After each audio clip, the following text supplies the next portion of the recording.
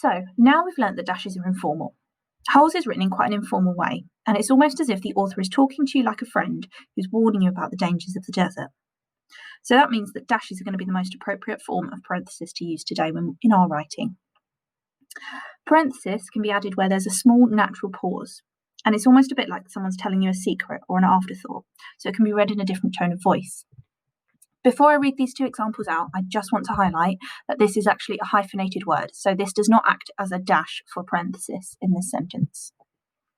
During the summer, the daytime temperature hovers around 95 degrees in the shade, if you can find any shade.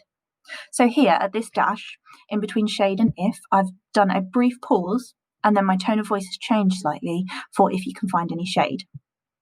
It's a bit like I'm telling you a little extra piece of information. You might see a scorpion. Don't touch it. So again, here I've paused and then I've changed my tone of voice when I've read it out loud. We're going to have a look at creating some dashes for parenthesis within sentences that are already there.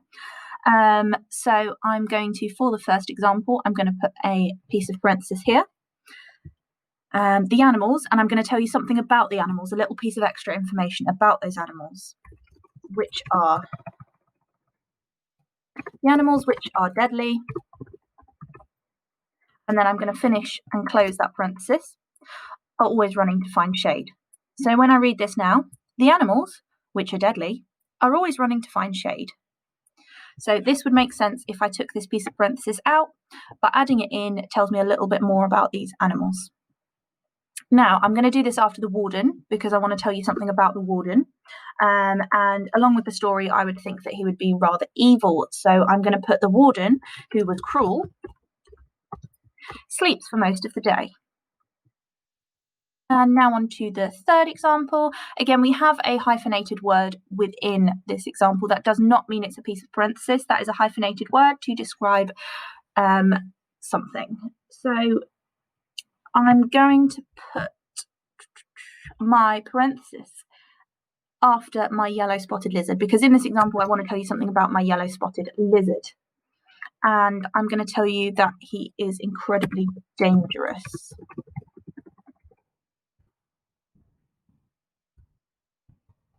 And again, I'm just going to finish off that parenthesis, close it with another dash.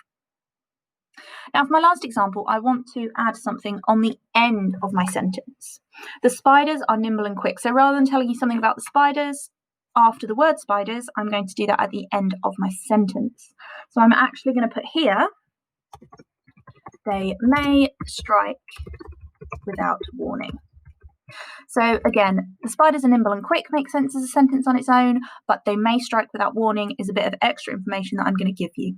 Now, an important point to note here is I have my dash at the beginning to open up this parenthesis, but my full stop will do the job of closing it at the end. So if you have a dash for parenthesis, you do not need to put a dash at the end here.